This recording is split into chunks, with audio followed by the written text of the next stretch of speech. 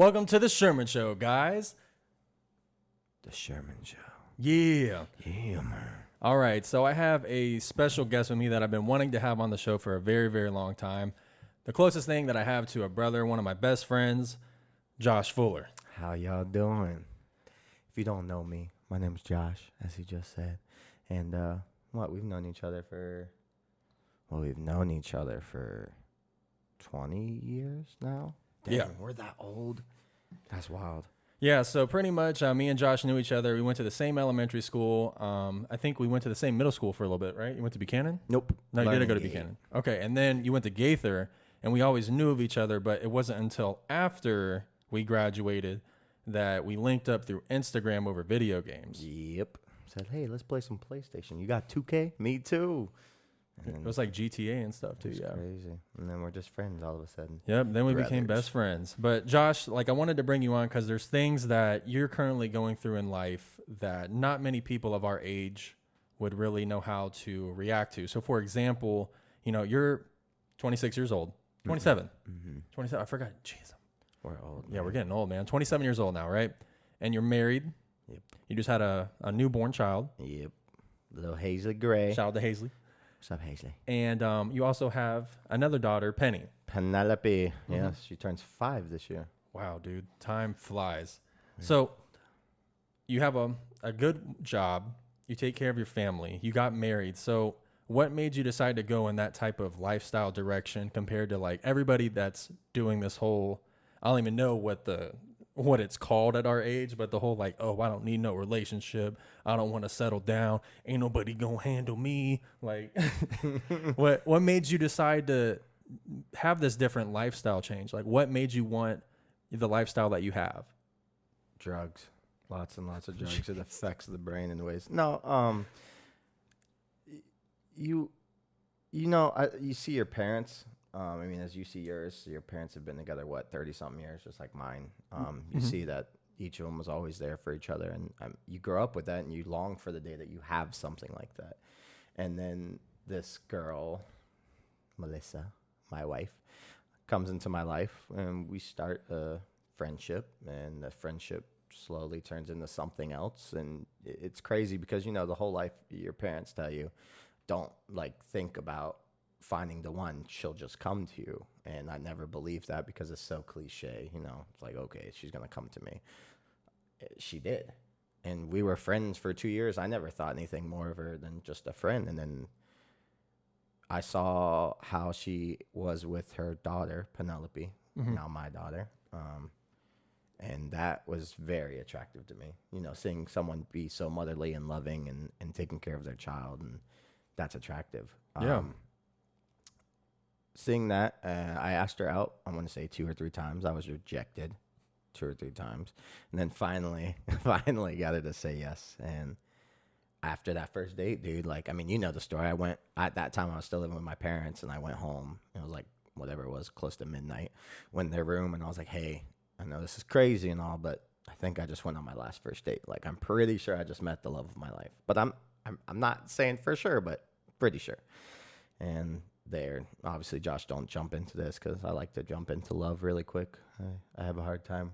You're kind of like you. We both let our emotions just, when we find somebody, we just, but yeah, so we dated for close to a year. I think we dated over a year. Yeah, over a year.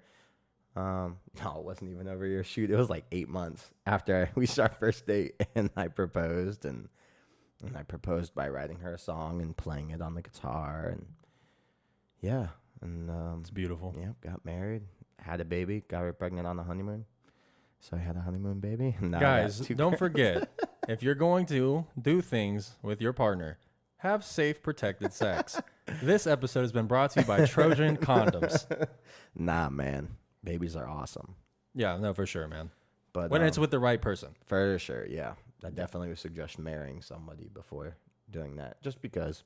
And it's funny that you say that, because when I was younger and I used to hear the phrase, wait till you're married to have sex. It makes sense because when you have sex so early, for one, you don't really know the person. You don't emotionally know what they've been through. You haven't really got to learn that person, and you're just reacting off of physical desires. And then, you could be in a toxic situation and then you're just staying because of sex, compared to like if you know you want to marry someone, once you get that sex, it's like it's icing on the cake because you already know that's your person.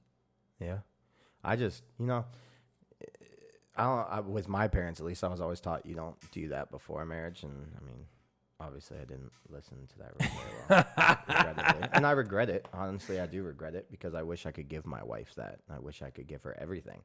Because when you meet that right person, nobody else matters. Nothing else in the past matters. It's you and them now. And all you care about is now and in the future, obviously. But Yeah. sex is so much more than sex. And you don't get it. And the Bible teaches it, but I mean, people, it's just more than in a physical interaction with another person. You talked about this on one of your previous podcasts. It's more of a spiritual thing than people. Yeah, your spirit intertwines and comes together. Outlet, plug, electricity, boom. Did you know? And it's kind of gross, but oh geez, did you know that every single man that is with a woman, their DNA remains in that woman for the rest of their life, like a part of them. Yo, so they're like mutants from X-Men. Yes, bro. Yes. That's kind of weird. It's weird and kind of gross. It's like, dang, bro, like you do a 23andMe and you're gonna have all this different you're gonna have all this different stuff happening. Whatever. We don't judge you by the past. A little bit though. But no, I think it's super dope and it's super admirable. Like the lifestyle that you live. You're very religious and you always try to get me on the right path of like going to church. Well, spiritual. Sorry. Yes. I don't very think spiritual. Religion is good. I think that it's a personal relationship. I don't think that religion, I think, just takes away from what Jesus was trying to teach us. Because, I mean, you still saw the religious people back in those days. They were the ones that crucified Christ. Yeah. It's a personal connection and relationship with Jesus. That's all. But I think that your lifestyle is very admirable because you're very grounded, you're very loving, and, you have a family at your mid-20s. And, you're just setting an example that a lot of people, even though they want to act cold and heartless, like what you have is what a lot of people long for. Like, that's the end goal. At the end of the day, you want to leave like a legacy in a sense. Like you want to have a family, you want to like spread love, and, everything that you do is very, very motivational. Thanks, to me. I appreciate that. And that makes me want to do it even more. And it's just like, I don't know. You'll understand, bro. When you find that one, it's just like everything in you switches. Your whole mindset switches. And it sounds silly and it's hard to understand until you're there. But when you have it and when you're experiencing it, it's like, it's out of this world. Yeah. And another thing is too, like I didn't waste my time in relationships dating just to date. I didn't date in high school. I didn't want to waste my time with women that I couldn't see a future with. I couldn't see as my wife. So anytime I asked a woman out, it was because I was like, well, maybe they could be my wife one day. Who knows? But yeah, that's kind of, I love my life. I love my kids. I love my wife.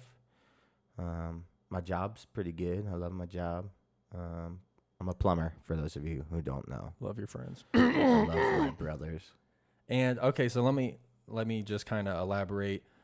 So guys, Josh has been with me through a lot of stuff in my life. The night that I went through a very, very tragic breakup when I was engaged, that was something me and Josh already had as like a bonding point. Went through a real serious breakup. Sorry about that. I don't know why I thought that. But real serious breakup, and you were always able to kind of like, you were trying to be a great friend to me to kind of guide me and say like, hey, this isn't the right one. But I was kind of blinded by love. And then the night that everything happened, the night that I got cheated on, it was a very, very hard night. And,